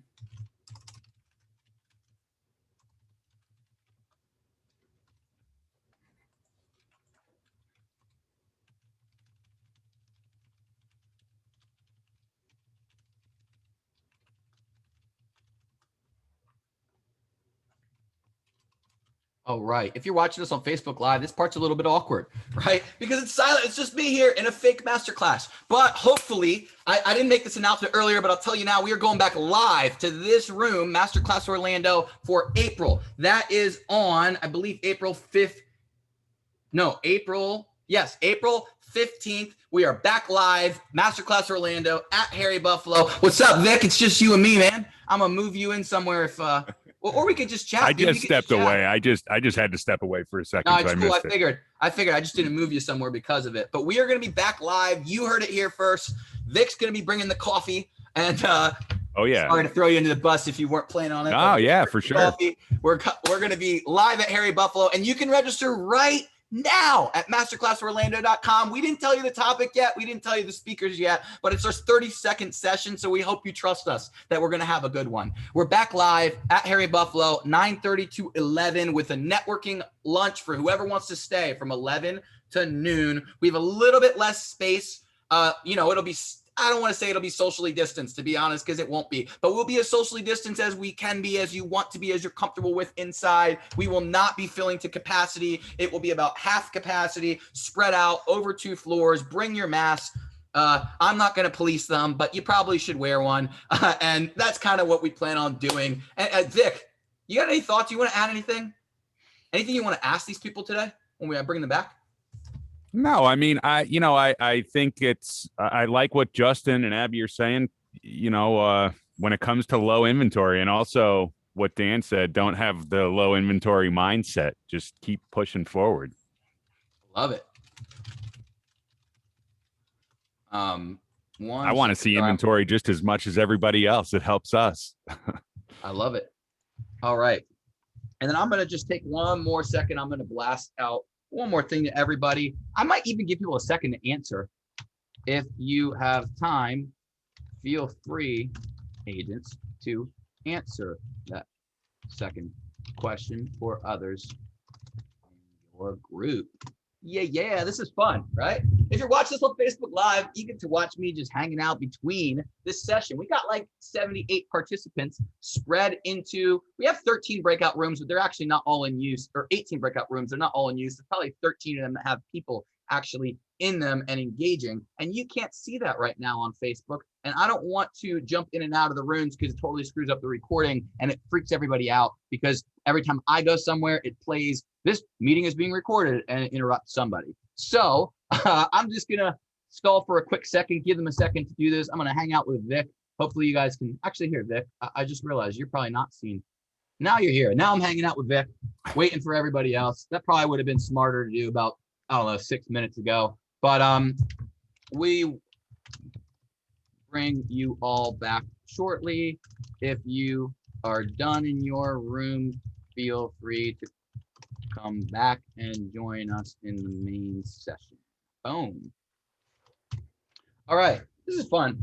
Good time. It's beautiful out there, man. It's getting to be nice. It's getting to be warm and sunny. It feels like Florida again, doesn't it? I know. It's nice.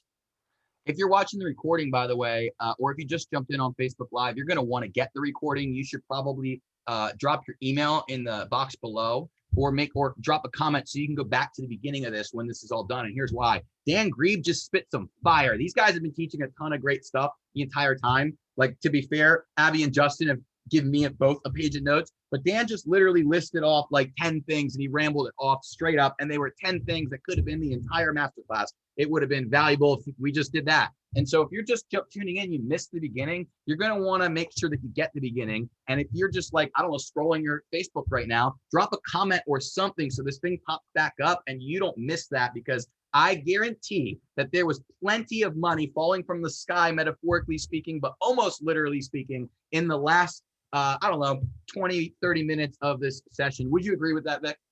Oh, yeah, 100%. This might be one of the most valuable masterclasses that I've ever been a part of, and this is our 31st. So that's saying a lot, because they've been some pretty awesome ones. All right. Any other questions I should have them? I'm just going to bring them all back. You getting lonely here, Vic, or are you feeling good? I'm always lonely. I love the whole group of everybody. 1 minute left, and we'll all come back. Jot down your question and be ready to share the best things you heard in the breakout. Boom.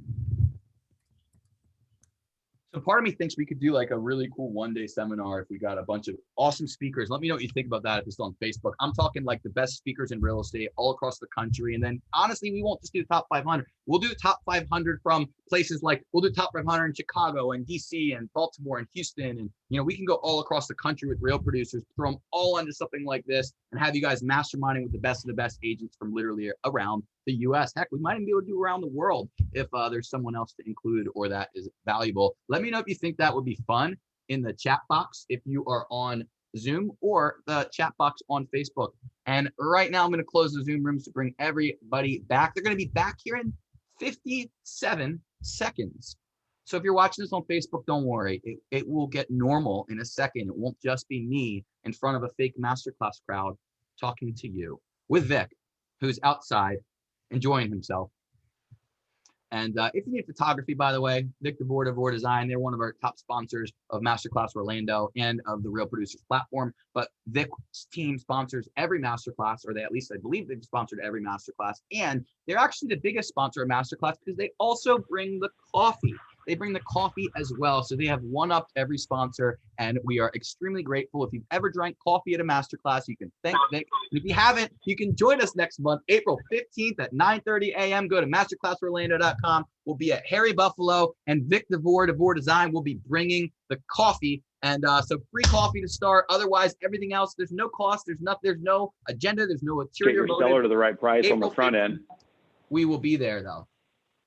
So anyway, April 15th. We'll be back, Masterclass Orlando.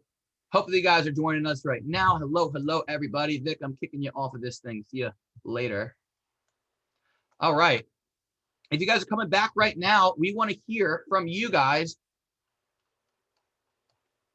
We want to hear what did you get out of your breakout? So what did you get out of the breakout? What were the best things shared? What are the questions you still have? I want to hear a couple best practices from what you got out of your room, or what were your questions you want to ask the rest of them? Maybe you're a vendor, maybe you're an agent. What are the biggest questions you have for other agents? This is the part where we're all going to share. So here we go. If you have a question, here's what I need you to do. I need you to literally wave your hand in front of the camera, or you can literally hit the reactions button on the bottom and hit the hand wave, which is way easier to find you, or the raise hand button if you don't know where that, if you know where that is. So the raise hand button would be the best, but if you don't know, you can literally wave, or you can hit the wave, and I will jump to you and get your question. But Denise, I just heard you have a question, so I'm going to unmute you, and I'm going to go to, oh, no. Okay, never mind, my bad. All right, who has a question? Raise your hand virtually or literally, or just let us know your biggest takeaway. All right, Jeff Velez, 1 second. I'm going to you. Just make sure you stay safe when I do this, because this is all on Facebook Live as well. Oh, good. What's your question, Jeff? Can you hear me okay? We can hear you fine. Okay, part of the discussion was, do you feel like in this market that because agents are posting on social media, hey, put a property on the market, had 67 offers in 24 hours, has, you know, in this frenzy, has created maybe a surge in FSBOs, because then sellers look at all that on social media and go, I don't need a realtor to list my house. I'm going to put a sign in my yard and it's going to sell quickly anyway. When in reality, and I know based on what your panelists have said, it doesn't really start when you write the contract. It's getting it across the finish line. And that's really where those FSBO owners need the agent, right, to get it through inspections and contingencies and financing and stuff like that. But do you think that frenzy of properties are selling and multiple offers is creating a surge in FSBOs? Justin, I'm going to go to you first because I'm still trying to pin everybody. I'm going to unmute you. Justin, what's your answer? I think we do our industry does a bad job at showcasing that of, hey, I'm a multi-million-dollar producer and we had 26 offers, and, you know, making it look like anyone could do it. And so I think we should do more on talking about what the issues, right? Here's what we did to get it done for this seller so they could get to their new house, or so they could relocate. So that's what we've tried to start doing with some of our marketing, is just talking about the story and the people versus that piece of it, which is it's exciting, but it also dilutes what we do very much so. So yeah, it's not just about, I mean, Vic does a great job of doing good pictures and there's a sign in the yard. Those things happen, but there's a lot of details to get the best offer out of that 26 and finish it through to the closing table, you know? So there's a lot of people playing a big role all the way throughout that process. I mean, FSBOs, I haven't seen a big surge of those, but, you know, but it certainly, I think if in this market, if you did have experience selling, you could work as a FSBO. And I wouldn't, if somebody said that's what they wanted to do, I'd tell them all the reasons that's a bad idea. But yeah, you're going to be able to get to the point of getting some interest in your house. I mean, that's for sure. It's what comes after that. Love it. Abby? I don't think it's created a surge. I mean, you're always going to have them, right? Like, I don't know, maybe because I just want to focus on what I focus on and not, you know, the things that are against that. I had an appointment the other day with someone who wanted to be was going to be a for sale by owner. And after like just a quick taste of medicine of what that was going to be like selling her house in this market. And after the many stories I shared with her, stories are huge. Like she was like, here you go. I don't want to deal with that. But I was able to show her the value, right? That's the most important. Like, here's what we're going to do. Here's what we're going to do. Or here's how we're going to go about it. Here's what we can do to get you ready and things like that. And she was just like, I don't want to deal with all that. So I don't think it's creating a surge. Love it. Dan, anything you want to add to that?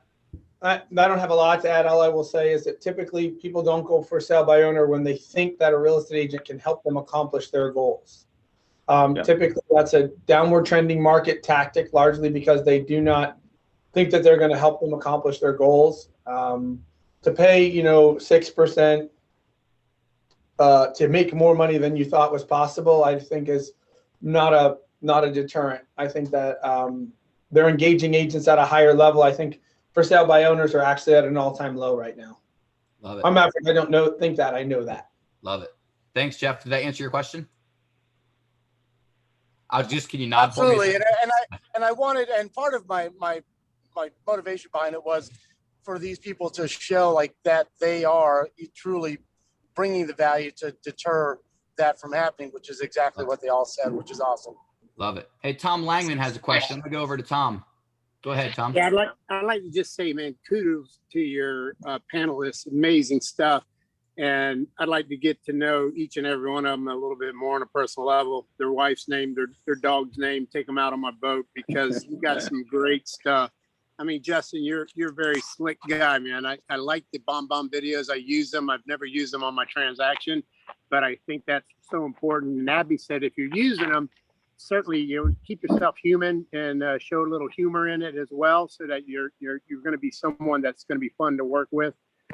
Just amazing stuff today, guys. I mean, hands up, just really good stuff. Thank you so much for letting me be a part. Love it. Thank you. And then I'm going to go to Hope in just a second because she wants to share something valuable. But Marcus had a great question that I really have been wanting to ask. And most of the partners that sponsor this event have wanted to ask every single month. So I'm going to go to Marcus real quick. Marcus, what's the question you had for the agents? And this is one we really, really definitely want to share.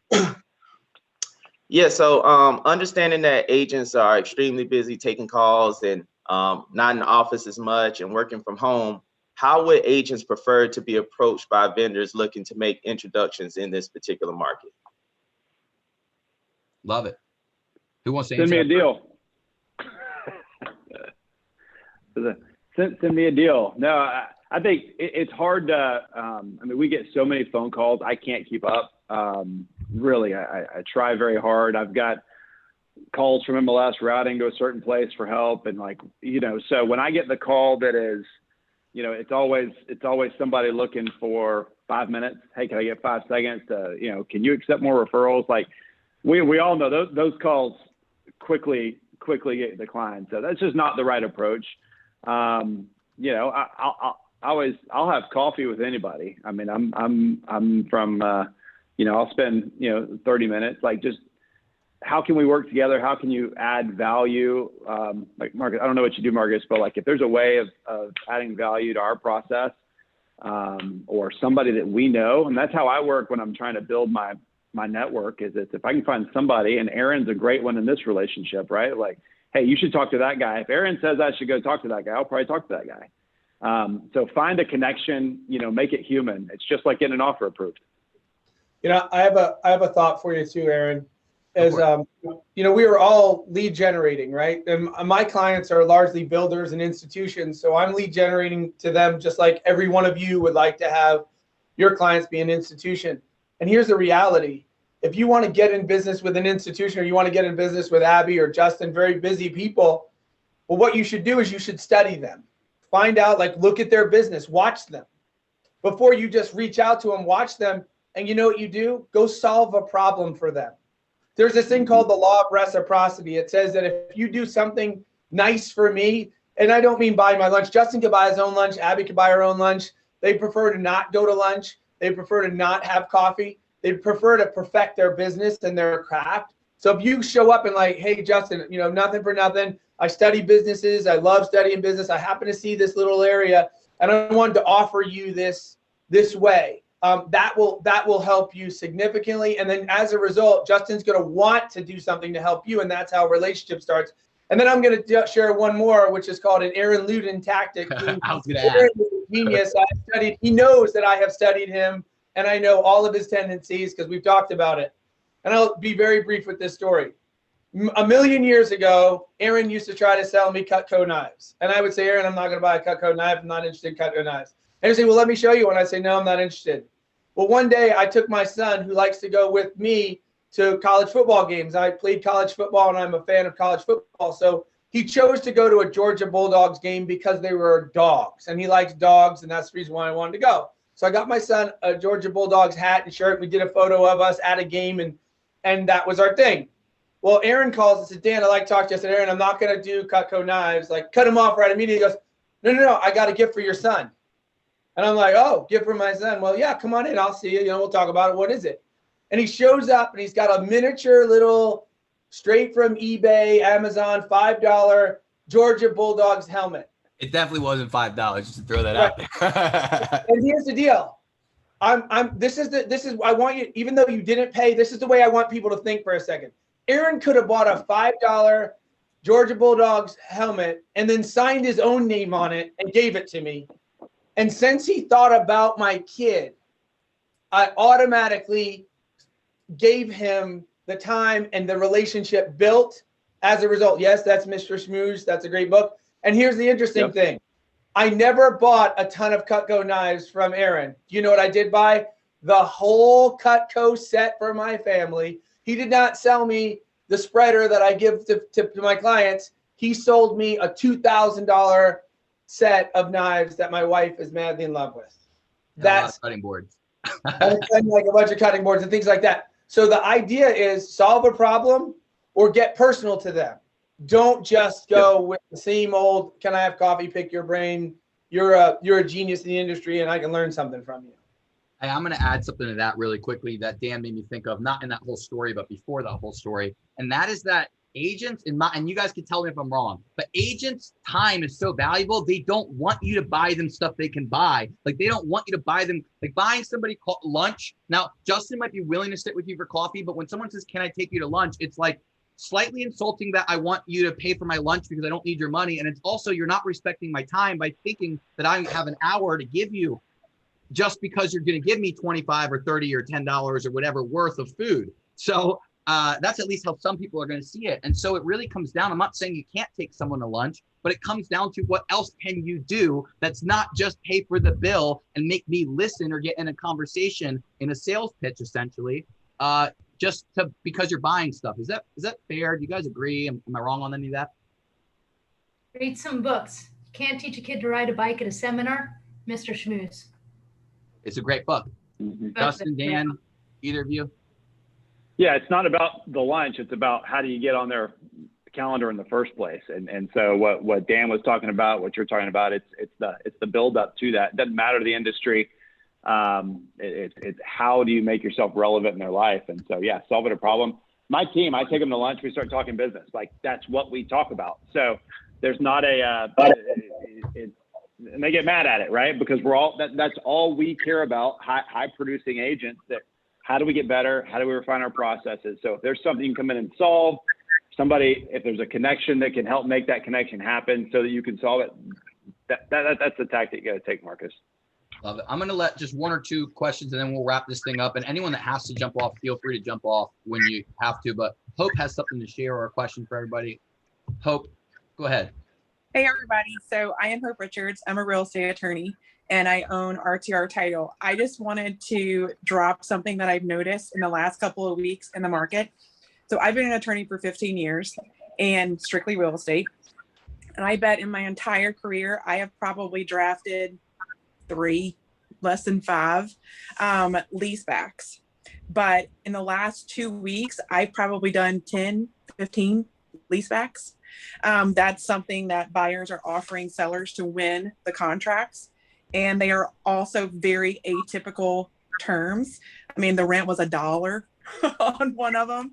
So I just wanted to kind of, no, I would say half of them were in South Florida, but it was just really interesting to see that in my 15-year career, I have more than tripled one particular transactional legal offering that I have in 2 weeks. So that's something I just wanted to drop to you guys that you could maybe use to win over some of these contracts and get really creative in the terms because they are wild.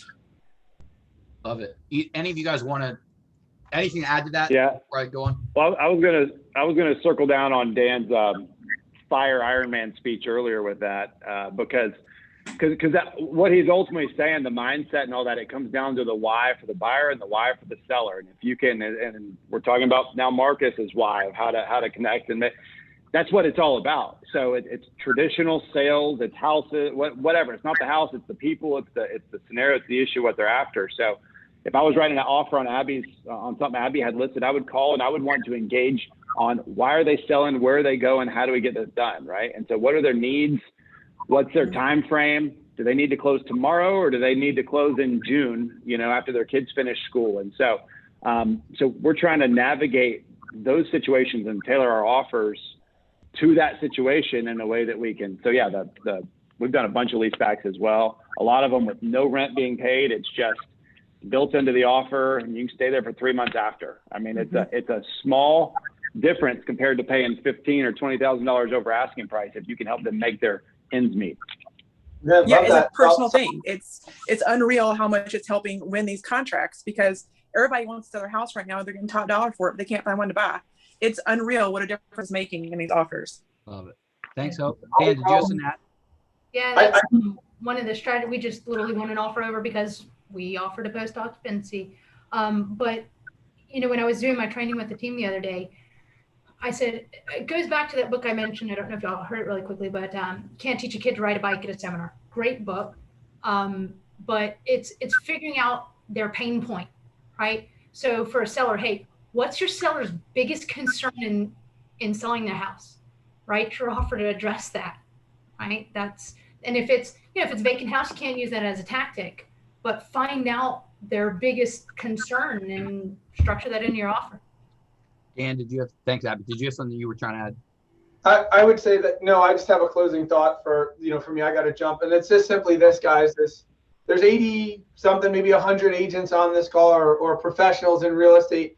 And what I'd like you guys to all think about as we leave is simply this. Our biggest competition is no longer each other. Our way of doing business is currently under attack.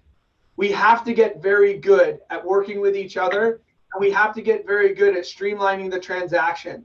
The consumer is demanding a single point of contact to handle all transactions. And right now, for the time being, we still sit in a position where the agent is primarily the first person they contact. It's starting to change significantly. However, we still have a small chance there. If we build great teams and we build great teamwork amongst our agent base, our mortgage partners, our vendor partners, our inspectors, our insurance professionals, all of those groups all come together right now, we have a chance. But if we don't, here's what is going to happen. The robots will take over. And what they want to do is they want to make our mortgage professionals hourly employees with no ability to have commission. They want to make us as real estate agents hourly employees with small commissions.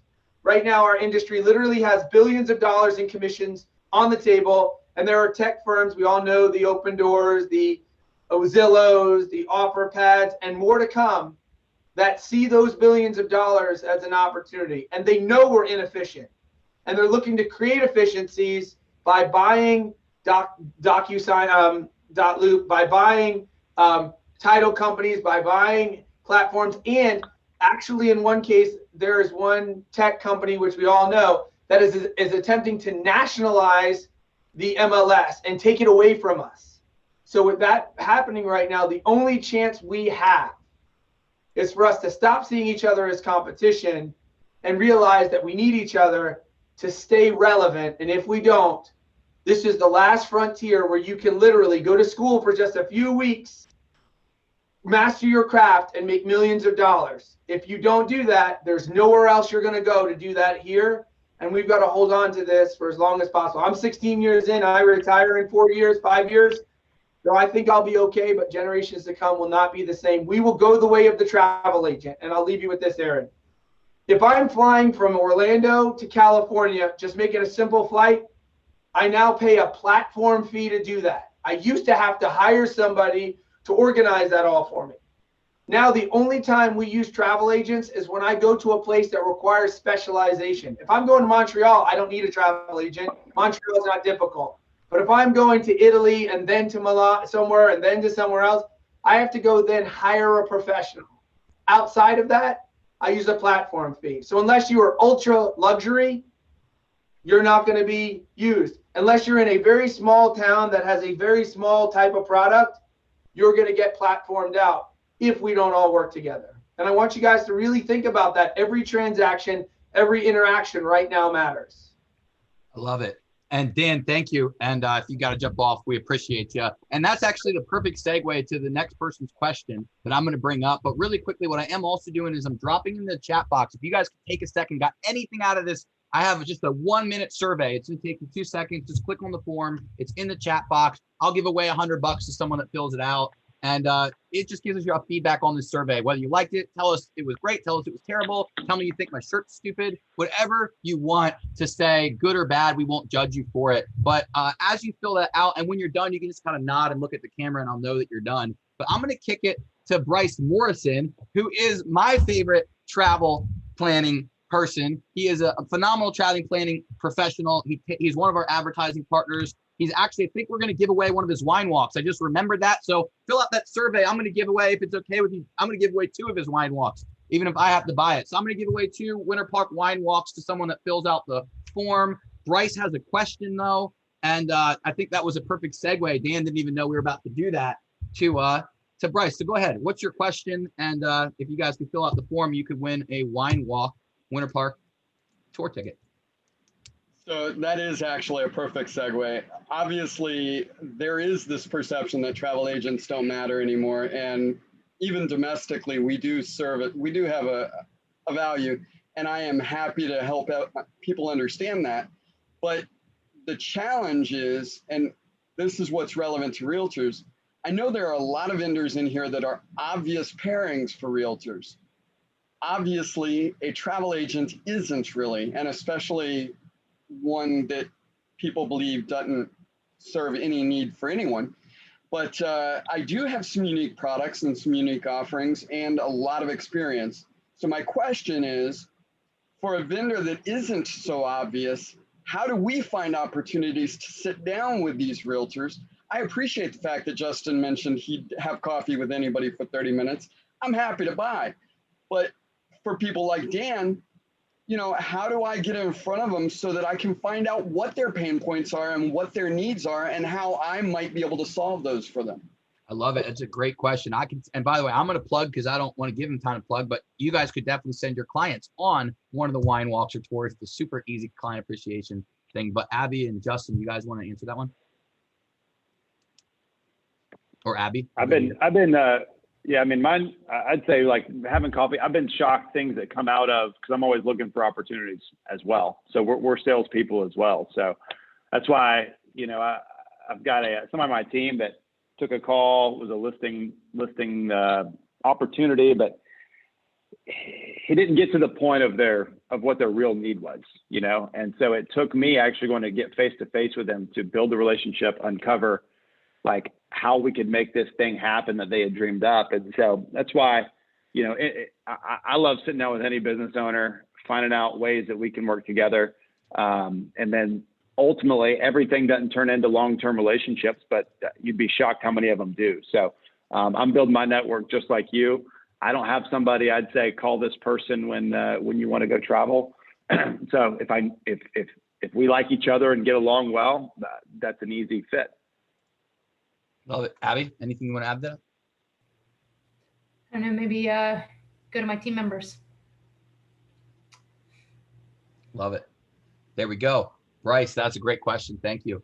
And we're going to give away 2 of his Winter Park Wine Walk tickets to you guys. And again, it's going to take 2 seconds to fill out the survey. Just fill it out really quick. We'll still keep going with some questions, but if you could fill it out while you're still here, there's 38 of you. So I should be getting 38 notifications at least. And if you haven't done it, I promise you're going to get value, because it's going to literally ask what you need, who you need introductions to. I'm going to help make them happen for you, and as well as getting our feedback. And it's made to fill out easily. What I'm going to also do, does anyone else have a question? If you want to raise your hand literally or virtually, I'd love to hear your questions. Thanks for joining us, Stephen Baker, by the way. I appreciate you joining us this month. I'm looking around. I'm looking at who is still filling out these questions. Diane, thank you for joining us as well. Any of you guys that have questions, just raise your hand in front of the camera. I'm going to jump to a few people. I'm going to bring Zach up next. Zach, what's your question? Oh, hold on. Let me actually. All right, Zach, you had a question for the panelists. Go ahead. Hey, can you guys hear me? Yep. And by the way, Awesome. if any of you end up having to go, it's totally cool. If you're watching this and have to jump off, we'll ask anyone on this call, because there's plenty of great agents listening. But Zach, go ahead. Yeah, so it's kind of a question, I guess, directed a little bit towards Abby, but really for the majority of realtors in here. And so kind of my question, they talked about a little bit here earlier, which is kind of the automation, the streamline of the process.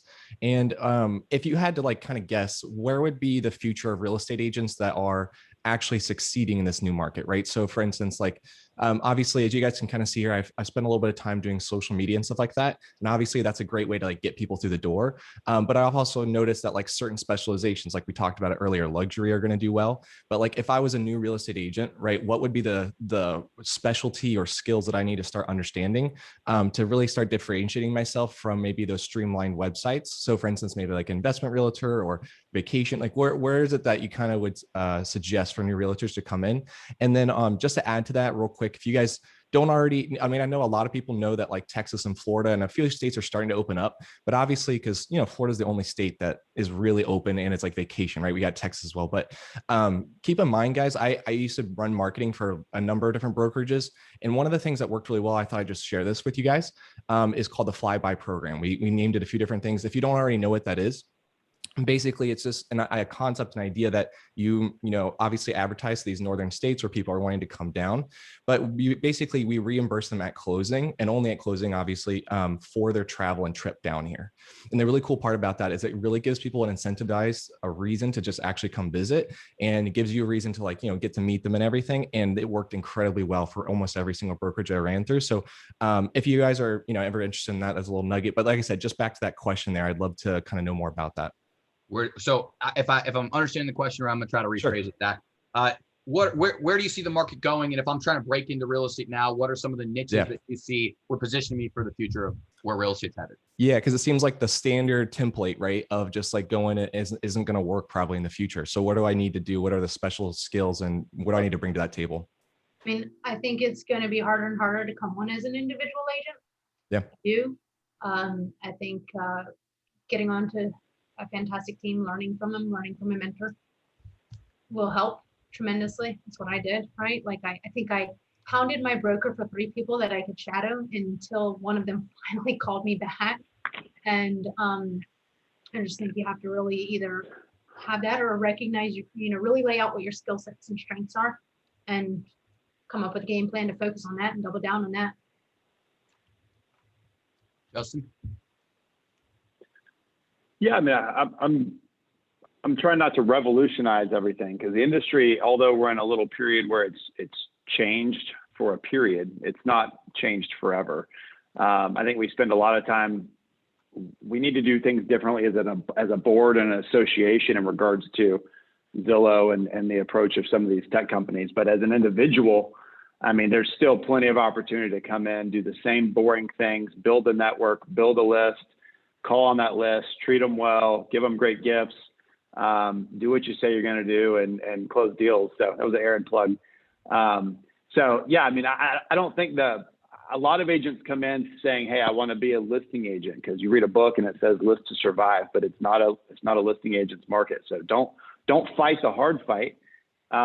We've brought on folks. I got a guy on my team now who's 20 years old, you know, and he's coming in, and it's like, you've got to play in the arena that you are suited for. You can't. I came in young. Like, you can't change who you are. You're not going to be the best fit for, you know, an 84-year-old selling an estate with, you know, like, play the game you're playing with. So you might deal with more first-time home buyers. Like, be comfortable with that. Take the at-bats you can get, learn everything you can learn, and you know, don't sweat the small stuff. Just build your repertoire of things that you can do, and keep doing it. Do a lot of it.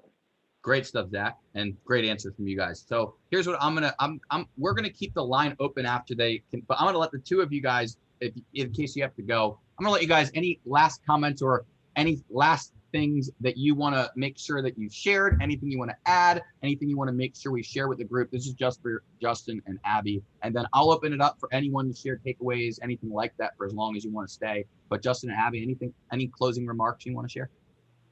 Yeah, I mean, I think maybe I didn't answer it as fully as I was, but having that mentorship from someone, whether it is as an individual agent, but you've got to have someone. Don't reinvent the wheel. I did that way too many times. There are wheels out there to follow, and pick one that suits your style the best, and follow it very thoroughly. Justin, any last remarks you want to share? Just remarks. Zach has by far the best background of any of us. I think that is just fire. Nothing. I think it was a great chat. I enjoyed hearing. I knew it would be, because I respect Abby and Dan so much.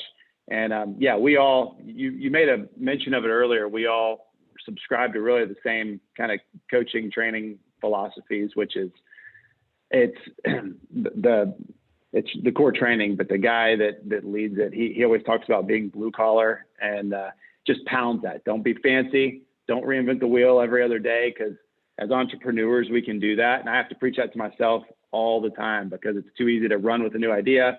And now I've distracted myself from the fundamental realities of what we know work.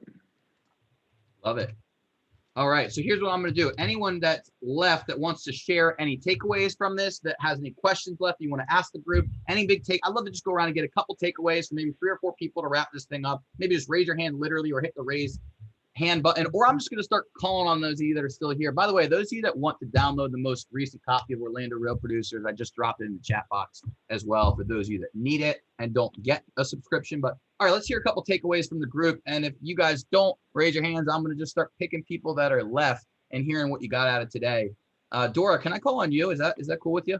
Yes, because I buy Cutco knives as closing gifts. I went to you first. Let me give you that plug. I do a lot of things, which I'm really proud when I hear someone like Abby or Justin saying, you know, that these are the strategies that they do. I do some of those, so that made me really happy. But I did get a couple of great ideas.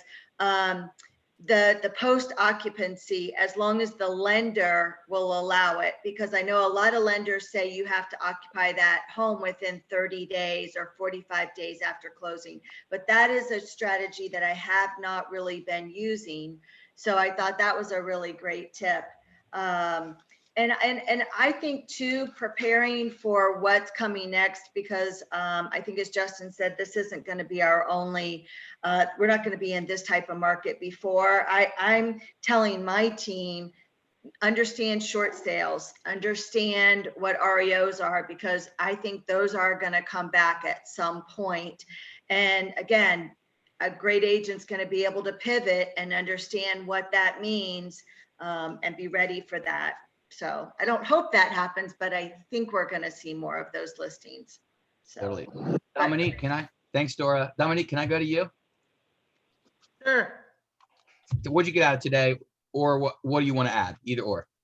Well, I really like hearing how everybody's approaching the different things. Like for years ago, I was doing like the escalation clauses and things. So now we're all having to reinvent what our new strategies are going to be, if you will. And so it was really good to just hear what the other people are doing. I absolutely agree that I'm doing more of the rental, rent backs and all those type of things, because the sellers, what do they have? Their pain is they can't find something. So I just think it was good just to hear that. And every single time you guys do these, it's amazing to hear what everybody's doing. So I appreciate that. Love it. Thank you. Thank you. Any last comments? Anyone else has something you want to share or want to ask? And otherwise, I'm going to wrap this thing up in just a second. Gutierrez, you want to tell us what you got out of today? I see you're still on camera, so go for it, man. I just unmuted you. You got something to share? What was your big takeaway? You got me on that, Aaron. Oh, no problem. No problem. It's a lot of stuff, I know. I'm here writing offer from my buyers. My big takeaway was what the I forgot his name said, that we have to do a great job, bring a great service, because if we don't take care of real estate business, then the platforms that are all electronic will. So he used the perfect sample when he says, when I used to travel before, I used to call my travel agent and he did everything for me, and now I have to do everything through an app. So that was very powerful. Totally love it. Well, and by the way, I will plug the response to that is that there's still insurances and liabilities and things that people don't think about, that especially when you're traveling abroad, it is way easier to have someone like Bryce you can call and he'll handle your shit. Excuse my language, I'm live on Facebook, so I probably shouldn't have done it. But he'll handle your shit when something goes wrong, instead of you trying to go through an app or a third-party service that already treats you weird because you use an app. Like, I know you guys have all dealt with like Priceline or any of those companies, and the hotel doesn't want to handle the problem because you got the cheapest rate possible. That's why, in my opinion, you use someone like Bryce and you don't deal with the BS, even though it's become very popular to do it yourself. And it's still become probably much more common, probably 90-something% of people, but there's still a value and people just have forgotten what it is, I think. So I just want to share that. Any other, Bobby, last thing, any takeaways there? You're a top agent, you're still on here. What'd you get out of today?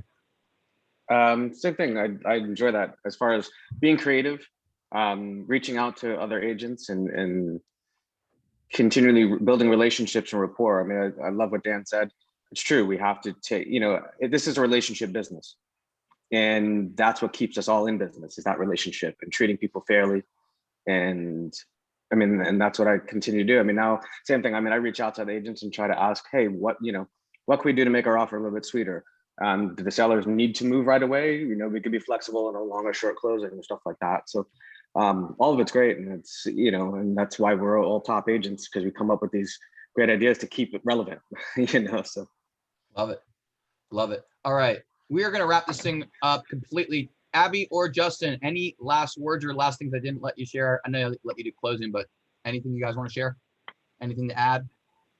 Thank you guys so much for all your help. Thank you everyone for joining us. Hopefully you'll join us next month. You can register at masterclassorlando.com for next month's session. It's April 15th. It's open right now. It will sell out. We will not fill the whole place, and then we'll maybe put it on Zoom, but we might not. You might just have to come. So anyway, we will be there. If you want the magazine, it's in there. And if you are in the top 500 or you're one of our partners, we hope we see you next Wednesday at the 4-year anniversary celebration. If you're listening and you're like, what the heck's the 4-year anniversary celebration, and you wish you had an invite, or you're like, hey, how do I get an invite? Shoot a message to us on Facebook or drop a comment on Facebook, and we'll get in touch with you. And if you're watching this late, don't worry. We're going to email this out to everyone that registered so you can watch the replay, see the replay. We'll even do it in 2 views, gallery and speaker mode, so you can watch however you like. But thank you guys very much. Hopefully everyone will come join us at Harry Buffalo. If you happen to be downtown, go eat at Harry Buffalo or order from Harry Buffalo on Uber Eats or something. It would make them very happy. Other than that,